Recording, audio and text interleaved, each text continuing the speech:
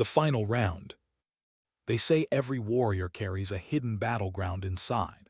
For 47-year-old Victor Blackwood, retired Navy SEAL and owner of Chicago's premier fighting establishment, Thunder Pit, that internal war had been raging silently for months.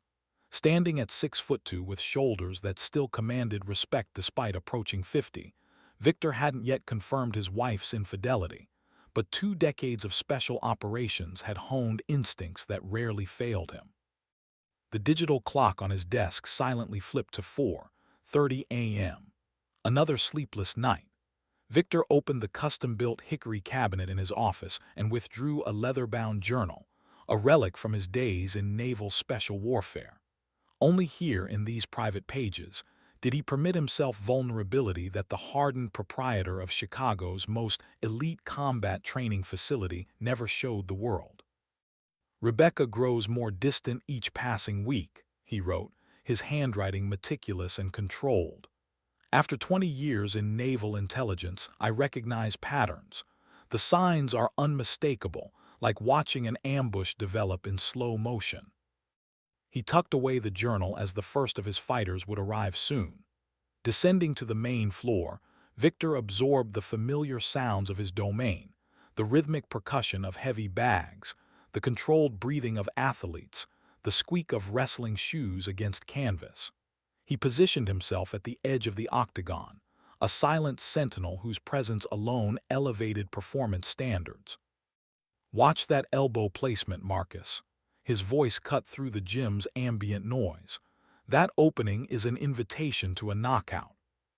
While observing the morning sparring sessions, Victor unconsciously traced the jagged scar running from his wrist to elbow, a permanent souvenir from a classified operation in Yemen. The gym sounds faded as his mind drifted back 15 years. The metallic taste of fear, the sulfur stench of explosives, the agonized calls of teammates trapped in a collapsing structure. He alone had survived that catastrophic mission failure. The physical wounds had healed, but others, like the doctor's verdict that he would never father children, remained permanent.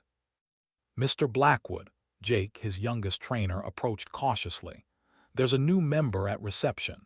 Says he served with DEVGRU in Syria." Victor nodded, but his attention had already shifted to the glass-walled office across the training floor.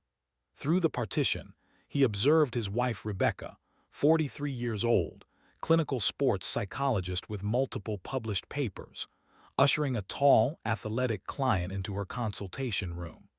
This must be Tyler Reeves, the promising welterweight contender she'd mentioned with increasing frequency at their increasingly infrequent dinners. Something in their synchronized movements, the subtle proxemics of their interaction, triggered warning signals refined by years of threat assessment. In her tastefully appointed office with its view of Lake Michigan, Rebecca arranged a collection of antique fountain pens, commemorations of academic achievements initiated by her late brother.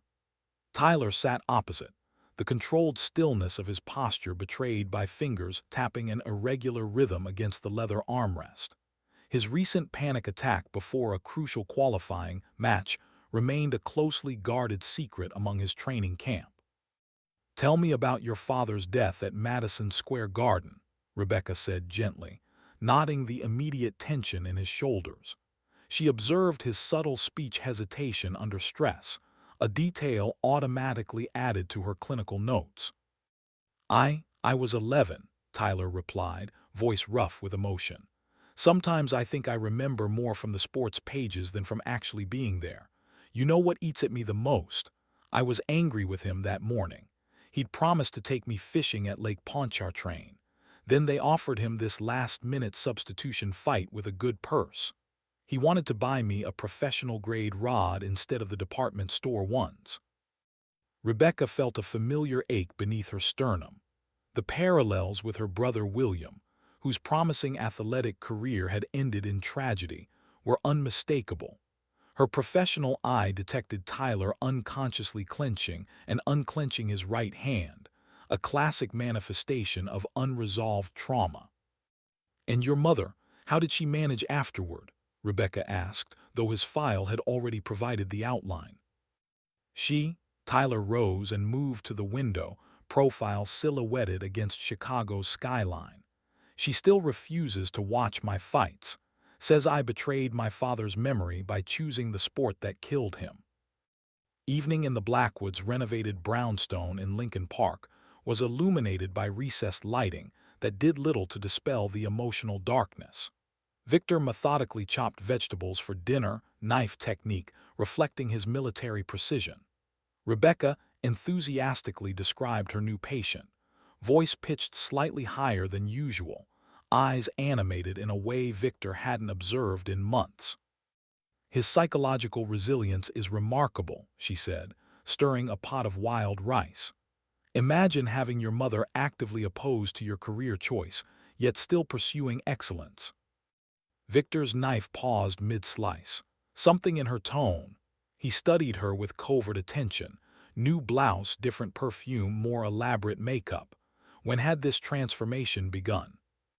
Interesting, he responded neutrally. What about your Olympic swimmer with the performance anxiety issues? Rebecca faltered momentarily, as if suddenly remembering her other professional commitments. Oh, we're making solid progress. She turned away, avoiding his eyes. It's just that Tyler's case, Mr. Reeves' situation, requires additional therapeutic focus currently. Dinner passed in familiar silence. They'd gradually lost the art of personal communication in the years following Victor's devastating infertility diagnosis. Rebecca had insisted it didn't matter, but something fundamental had fractured between them. The following weeks intensified Victor's suspicions. Rebecca's evening appointments extended later. Complex therapeutic relationship, she explained. Victor would acknowledge with a nod while immersing himself in organizing a new invitational tournament. His operational habits remained vigilant. He cataloged every detail. Subtle wardrobe changes, increased cosmetic attention, modified behavior patterns preceding extended sessions. He noticed her altered gait when heading to appointments, the animated quality in her voice when discussing her young fighter's progress.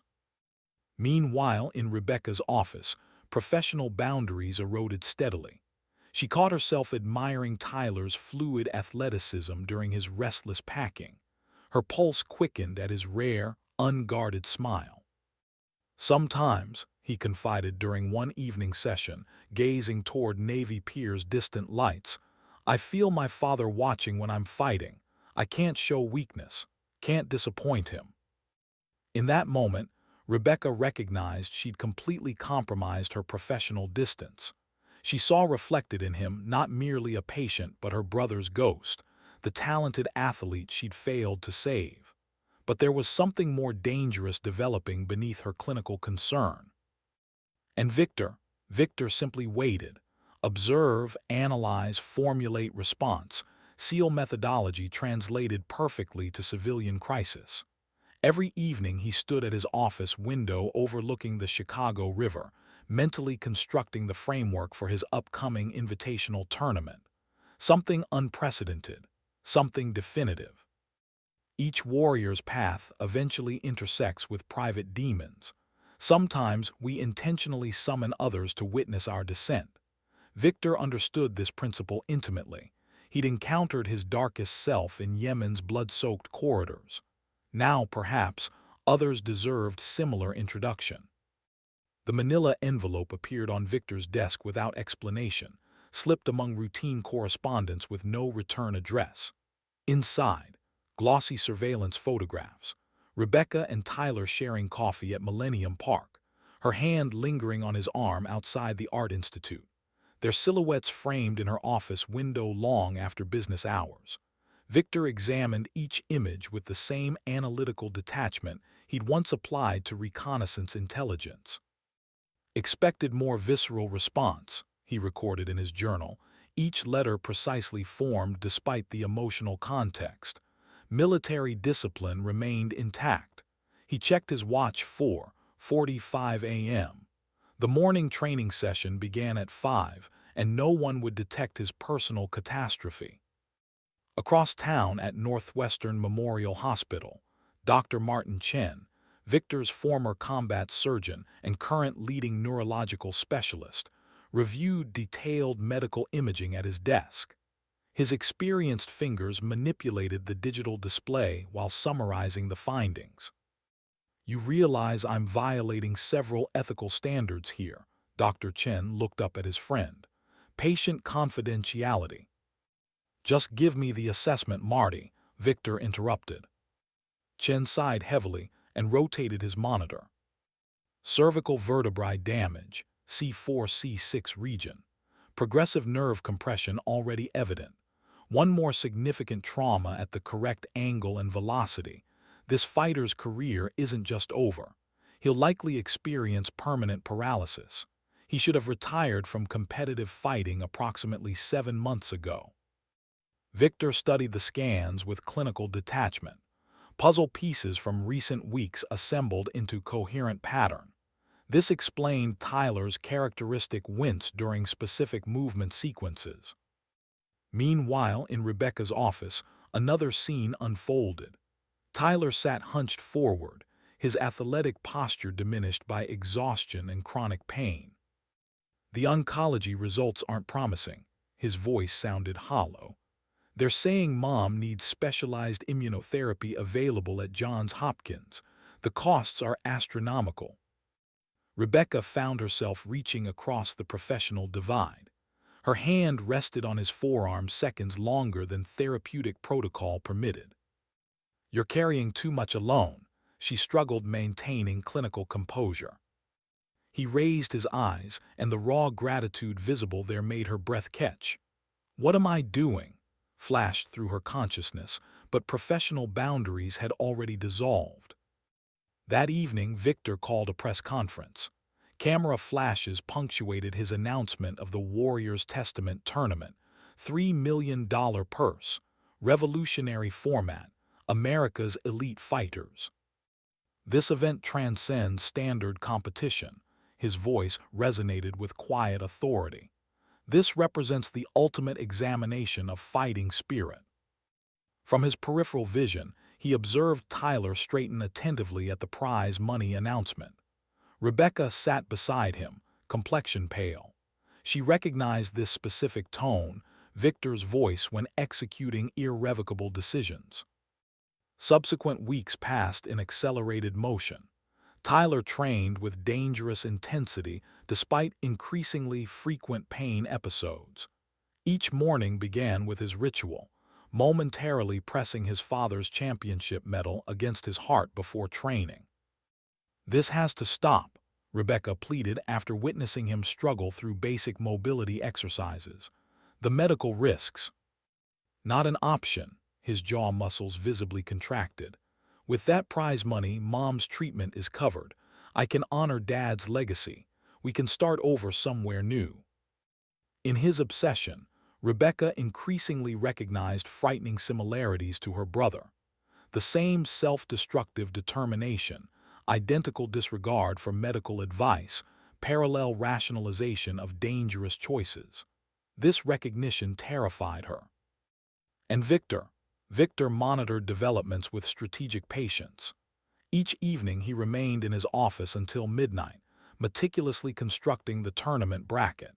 He calculated precisely which opponents Tyler should face, and when, ensuring his spinal condition would approach critical vulnerability exactly as the finals approached.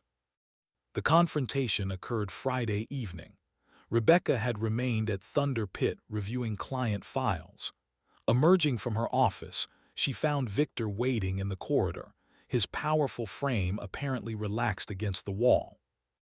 "How's the therapeutic progress with Mr. Reeves developing?" he asked with deceptive casualness. Rebecca froze. Something in his inflection triggered immediate alarm. "The treatment plan is proceeding appropriately." She attempted steady response, but peripheral tremor betrayed her anxiety. "Really?" Victor withdrew the envelope of photographs from his jacket. "Evidence suggests significant deviation from standard therapeutic protocols." Rebecca stared at the images, feeling foundations crumbling beneath her. All their encounters, every casual touch, each lingering glance, suddenly appeared unmistakably compromising. "Victor, she began, but he raised his hand, silencing her mid-sentence. "Just answer one question." His voice remained controlled, almost gentle. "Are you aware of his spinal injury?" Rebecca's complexion paled further. "What injury?"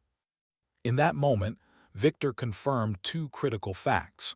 First, his wife had genuinely fallen in love with another man. Second, she remained completely unaware she was encouraging him toward potentially fatal competition. "Your patient conceals severe cervical vertebrae damage," he stated evenly. "One more significant impact at the correct angle could result in permanent paralysis or death." Rebecca pressed her palm against her mouth, eyes widening with horror. Victor continued with military precision. "Interesting situation. He'll compete regardless. His mother requires expensive specialized treatment. He's psychologically fixated on validating himself to a deceased father, and unfortunately, the person positioned to intervene lacks appropriate professional perspective." Thunder Pit Arena reverberated with anticipation. Opening day of the Warriors' Testament tournament had attracted capacity attendance. News of unprecedented prize money circulated throughout professional fighting communities. Victor observed the crowd through partially opened curtains. His typically impassive expression revealed subtle satisfaction. Initial phase proceeding according to parameters. Tyler prepared for his preliminary match in the locker room. His hands trembled slightly while unwrapping his father's championship medal, tarnished by years but preserved with religious dedication. After pressing it to his heart, he winced from sudden cervical pain. "You must withdraw immediately," Rebecca's voice quavered with emotion. She stood in the doorway, appearance showing aftermath of confrontation with her husband. "Tyler, this cervical injury." "Not happening," he cut her off abruptly. "I'm competing." Both recognized the deception. After her conversation with Victor, Rebecca had spent the night researching neurological literature. Compression in cervical vertebrae presented catastrophic implications for combat athletes under impact conditions. Tyler's preliminary bout lasted 97 seconds. His opponent, a promising fighter from Arizona, found himself overwhelmed by technical precision. Rapid striking combination, takedown execution, submission sequence, contest concluded. Spectators erupted approvingly. Only Rebecca noticed how Tyler momentarily braced against the wall outside camera view, fighting vertigo. That evening, Victor reviewed fight footage in his office. His monitor displayed Tyler executing takedown mechanics, revealing microsecond coordination irregularity. "Progressing according to projection," he noted in his journal. His phone illuminated with notification. Johns Hopkins Medical Center confirmed initial payment transfer for specialized immunotherapy. Victor permitted himself minimal satisfaction. No one knew he'd anonymously arranged complete treatment funding. His mother deserves resolution her son risks everything to secure. But certain transgressions require appropriate consequence, he reflected, recalling photographs revealing his wife's infidelity. Meanwhile, at a waterfront restaurant near Navy Pier, Rebecca and Tyler occupied a secluded corner table. Their fingers intertwined, simple contact simultaneously feeling inevitable and forbidden. "I can't continue watching this," Rebecca whispered. "Every time you enter the cage, I see William, how he pushed himself beyond medical advice." "I'm not your brother," Tyler responded sharply. Feverish intensity in his expression increasingly concerned her. "I won't fail. You've seen my matches. I'm performing better than ever." "No," Rebecca thought silently, "you're becoming dangerously obsessed, exactly like him." Memories of her brother intensified. His final months, fixation on competitive return despite medical prohibition, the ultimate irreversible decision. Subsequent tournament days blurred together. Tyler advanced through elimination rounds, leaving defeated opponents behind. Each victory required greater effort, every movement demanding increased compensation. Only Rebecca noticed his progressively extended recovery periods between appearances. Victor meanwhile spent evenings in his home gymnasium, mentoring Jason, a 14-year-old from Chicago's troubled South Side neighborhoods whom he'd recruited into youth development programming months earlier. "Is it true they teach you kill or be killed fighting in the SEALs?" Jason asked while practicing combinations against the heavy bag. Victor studied the teenager, increasingly recognizing his younger self. Identical hunger for knowledge, similar perseverance, matching pain carefully hidden behind adolescent bravado. "The most valuable lesson from naval special warfare isn't about fighting techniques," he answered. "It's maintaining humanity under inhuman circumstances, making right choices when wrong ones seem easier, using your head before your hands." During quarterfinal competition, Rebecca's worst fears materialized. Following particularly heavy impact, Tyler momentarily experienced spatial disorientation. Though ultimately victorious, his performance metrics revealed concerning deterioration. "This self-destruction ends now," she insisted while treating facial lacerations afterward. "Medical evidence is irrefutable." Tyler captured her hand, pressing her palm against his face. This gesture, simultaneously vulnerable and intimate, fractured her emotional defenses. "3 more wins," he whispered. "Just 3 more, then everything changes. Mom receives treatment, I establish my legacy. We start fresh together." Rebecca physically withdrew, suddenly recognizing the dangerous transformation. With devastating clarity, she realized her emotional attachment wasn't to the actual man before her, but to a constructed ideal, someone she believed she could rescue from self-destruction. Evidence suggested otherwise. That same evening, Victor sat reviewing tournament analytics when his office door opened. Rebecca stood framed in the doorway, her first appearance at their Lincoln Park home before midnight in weeks. "You orchestrated everything," she stated without preamble. "Identified his injury, then designed this tournament deliberately. This was calculated from inception." Victor observed his wife silently. Her eyes reflected fear, not self-concern but desperate worry for another. Once she'd looked at him with similar expression before classified deployments. "And you knowingly violated professional ethics." His voice remained measured, almost compassionate. "Continued despite recognizing impropriety, so which represents greater betrayal." Semi-final competition commenced Saturday evening under atmospheric pressure, suggesting imminent thunderstorms. Thunder Pit crackled with collective anticipation, spectators instinctively sensing approaching climax. Victor maintained ringside position, his features illuminated by broadcast lighting resembled weathered granite. He observed Tyler's approach to the octagon, mentally cataloging each detail. Subtle shoulder asymmetry, minimized neck rotation, perspiration inconsistent with environmental temperature. In the preparation area before his entrance, Tyler reviewed the message from Johns Hopkins repeatedly. "We're pleased to confirm an anonymous benefactor has arranged comprehensive treatment coverage for Mrs. Reeves. Whoever provided this unexpected intervention had secured his mother's medical care, but personal motivation had transcended financial necessity." Semi-final competition proved particularly brutal. Tyler's opponent, veteran fighter from Nevada, had obtained injury intelligence, information circulated throughout competitor preparation areas. Every strike targeted cervical vulnerability.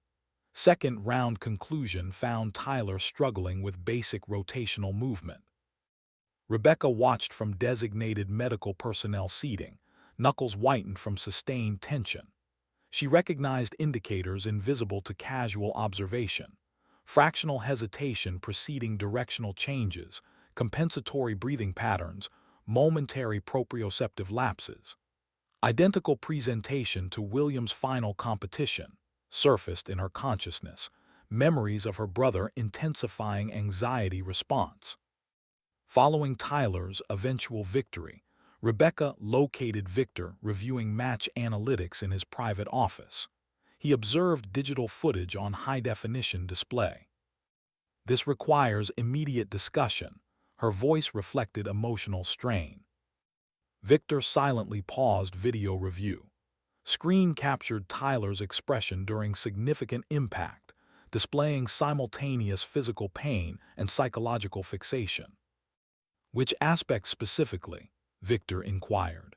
"Your romantic involvement with someone under your professional care, or compromising therapeutic ethics for personal gratification?" Rebecca collapsed into adjacent seating, physical stability compromised. "Victor, I acknowledge my failures completely, but your current course, this approaches premeditated homicide." "Incorrect assessment." He moved toward the window.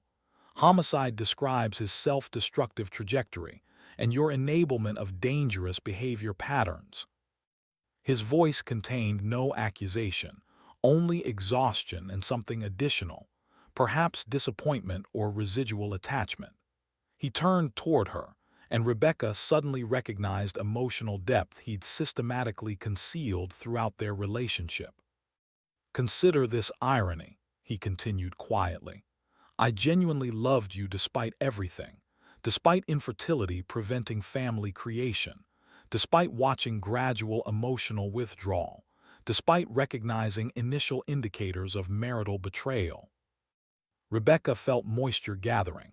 After years of emotional disconnection, Victor finally expressed authentic vulnerability, precisely when relationship repair seemed impossible. That same evening, Tyler confronted medical reality. Specialist consultation, arranged through paternal family connections, presented unequivocal diagnostic evidence. "Another significant cervical impact likely results in permanent quadriplegia," the physician stated bluntly. "Immediate competitive retirement represents only reasonable option. Consider current support resources. Your mother's condition requires attention. She cannot provide a permanently disabled adult son." Tyler examined diagnostic imaging but perceived alternative reality. Paternal disappointment before final competition, maternal hospital visitation, Rebecca's expression combining professional concern and personal attachment. "Continuing remains non-negotiable," he whispered. "Current trajectory requires completion." Returning to temporary accommodations, Tyler conducted extensive physical self-assessment before bathroom mirror.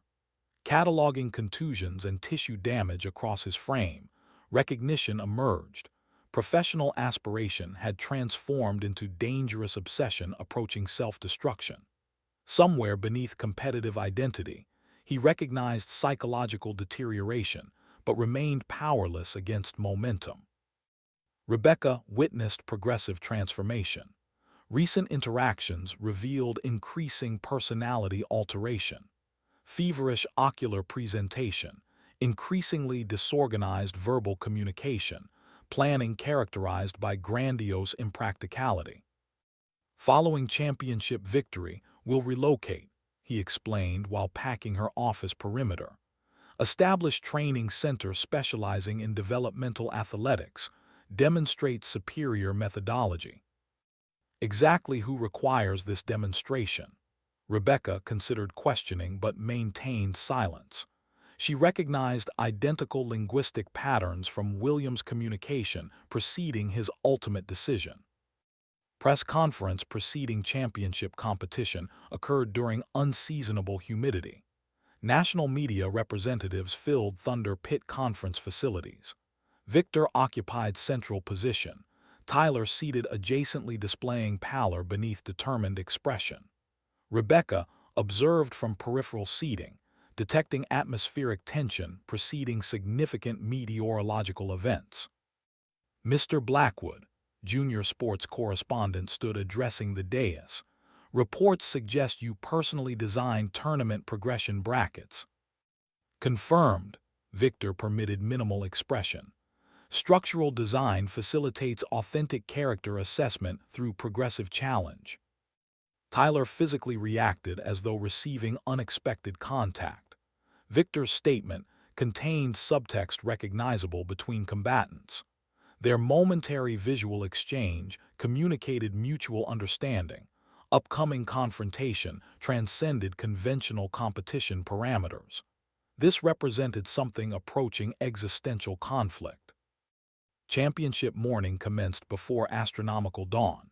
Victor reviewed journal entries in pre-dawn darkness. Conclusion approaches. Resolution follows alternative trajectory than anticipated by participants. Initial solar illumination painted Chicago's skyline copper crimson, suggesting celestial warning. From secured storage, he extracted team photograph, final documentation before Yemen operation. Youthful expressions anticipating operational success. None survived beyond mission commencement except himself. Across metropolitan Chicago, Tyler conducted pre-competition ritual in denominational chapel, frequented before significant professional engagements. Physical discomfort radiated through previously injured structures. Paternal championship medal rested between his palms. Metal surface eroded through generations of identical competitive preparation. Today completes your legacy, he communicated inaudibly. Today validates everything. Maternal communication interrupted contemplation. Johns Hopkins medical staff reporting unexpected treatment efficacy. Preliminary response exceeds expected parameters. Maternal voice demonstrated unfamiliar energy. Tyler, please reconsider competitive participation. Medical necessity diminished significantly. Competitive participation transcends financial consideration. He terminated connection prematurely. Larger principles require resolution. Rebecca spent pre-dawn hours examining Williams' competitive memorabilia. Container undisturbed for years disclosed preserved artifacts. Photographic documentation presented Williams' athletic prime, physical characteristics and psychological presentation mirrored by Tyler. Final communication discovered among preserved documents. Forgive me, Becca. Permanent physical limitation proves unacceptable alternative. Proceeding accordingly. Historical repetition demonstrated disturbing precision. Midday preparation at Thunder Pit presented controlled chaos. Broadcast personnel established technical infrastructure. Statistical analyzers calculated final competitive variables. Medical resources verified emergency protocols. Victor conducted methodical facility inspection, verifying operational readiness. Encountering Jason practicing technical fundamentals in auxiliary training space presented unexpected emotional response. You'll demonstrate competitive superiority today. Adolescent enthusiasm manifested in physical animation. Championship validation. Victor established momentary physical connection through shoulder contact. Understand fundamentally, authentic victory occasionally requires opponent preservation rather than destruction. Sometimes saving someone from themselves represents greater achievement than competitive dominance. 1 hour preceding championship commencement, Rebecca entered Tyler's preparation area without announcement. Physical presentation demonstrated prolonged psychological distress evidenced through periorbital darkening. Terminal diagnostic assessment, she presented medical documentation emphatically. Participation guarantees catastrophic outcome. Medical prohibition absolute. Tyler dismissed documentation without examination. You fundamentally misunderstand. This represents singular opportunity demonstrating. Demonstrating what? For whose benefit? Emotional control temporarily abandoned. Paternal validation impossible through current methodology. Maternal medical requirements secured through anonymous intervention. Personal validation through self-destruction. Tyler established eye contact, producing physiological withdrawal response from Rebecca. Identical expression witnessed during Williams' terminal psychological deterioration. Indicators suggested internal psychological boundary irreversibly compromised. "I genuinely believed I loved you," whispered confession emerged. Recognize now, emotional attachment focused on constructed ideal rather than authentic individual. Championship commencement signal generated capacity audience response. Victor and Tyler established octagon center positioning. Two combatants, intersecting personal trajectories, converging through unexpected circumstantial alignment. Initial competition phase maintained tactical orientation.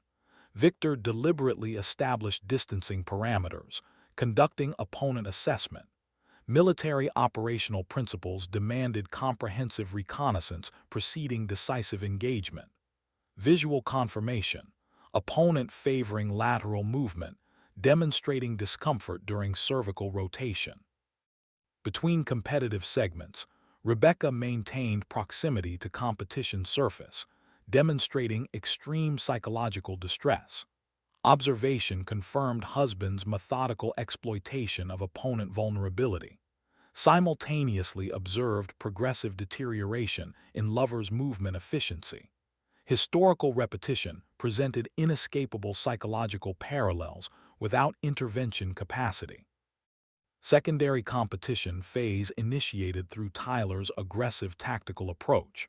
Recognizing diminishing physical capacity, strategy consolidated around singular offensive initiative. Victor absorbed offensive pressure methodically, permitting opponent resource depletion. Operational experience prioritized strategic patience above immediate tactical advantage.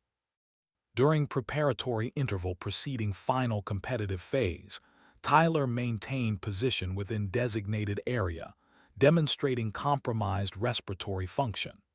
Visual field demonstrated perceptual alteration, cervical structures producing inflammatory response. Observing spectator positioning revealed psychological projection. Paternal presence despite biological termination. Rebecca's brother selecting terminal outcome over physical limitation. Competitors experiencing psychological capitulation under comparable circumstances. Final competitive phase proved decisive. Following significant impact, Tyler experienced momentary spatial disorientation. Victor recognized optimal circumstance for terminal competitive technique, maneuver capable of concluding not merely competition, but potentially opponent's existence. Professional combat sports environment would prevent attribution of responsibility. Competitive fatalities represent statistical probability. Temporal perception altered subjectively. Victor experienced comprehensive autobiographical review, Middle Eastern operational environment, teammate casualty presentation, marital chronology, residential environment absence of generational continuation. Recognized in opponent's expression, identical psychological presentation, observed in opponent's father preceding terminal competitive engagement. Identical psychological characteristics present in Rebecca's brother, preceding irreversible personal decision. Millisecond decisional matrix produced unexpected resolution. Rather than implementing terminal technique, Victor redirected kinetic force toward opponent's previously uncompromised knee structure. Auditory evidence suggested connective tissue catastrophic failure. Tyler experienced gravitational collapse against competition surface, facial expression reflecting physical trauma. Regulatory intervention terminated competition. Medical response initiated immediately. Rebecca approached medical evacuation equipment, but encountered minimal resistance gesture from Tyler. Unnecessary, minimal vocal production. Comprehension achieved. Your husband demonstrated capacity for lethal resolution but selected preservation, protected me from self-destruction. Ocular presentation demonstrated obsessive characteristic absence. Competitive failure, paradoxically, represented superior developmental outcome compared with victory. Victor observed interaction from designated position. Emotional response demonstrated not competitive satisfaction, but existential resolution following ethical decision implementation. Medical assessment confirmed preliminary diagnosis. Structural damage ensuring competitive career termination while preserving fundamental functionality. That evening, unoccupied Thunder Pit facility yielded unexpected communication. Rebecca's written message discovered during final inspection. You demonstrated superior ethical framework than anticipated. Cannot adequately express remorse for transgression. Professional rehabilitation requires geographical separation. Pursuing international therapeutic certification. Arrangement benefits all participants. Victor processed communication while observing metropolitan illumination through facility windows. Somewhere across Chicago, Johns Hopkins medical team implemented maternal treatment protocols funded through anonymous financial intervention. Elsewhere, Tyler initiated comprehension regarding failure's transformative capacity, exceeding Victory's developmental limitation. Within vacated competitive environment remained individual who selected preservation over destruction. 12 months later, Victor observed training activities from elevated position within Thunder Pit. Jason, recently promoted to assistant coaching position, demonstrated fundamental positional concepts to developmental participants. Recently installed commemorative documentation presented Victor's final competitive victory. Adjacent historical image presented operational team preceding Yemen deployment. Historical continuity established through visual proximity. Communication received through conventional postal service presented European origin. Rebecca currently provided psychological services for international athletic delegation. Professional rehabilitation accomplished through authentic implementation of therapeutic principles. Your assessment proved accurate. Written communication acknowledged. Authentic self-discovery occasionally requires comprehensive loss of external constructs.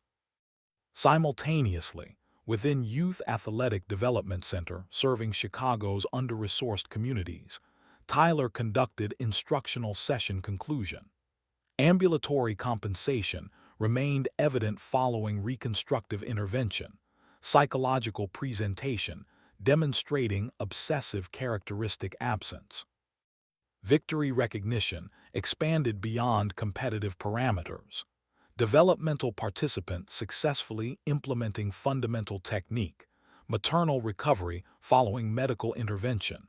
Parental appreciation communication. That evening, Victor examined personal journal containing single undocumented page. Occasionally, documentation commenced. Victory requires protecting rather than defeating your opponent. Ultimate triumph involves preserving humanity when circumstances justify its abandonment.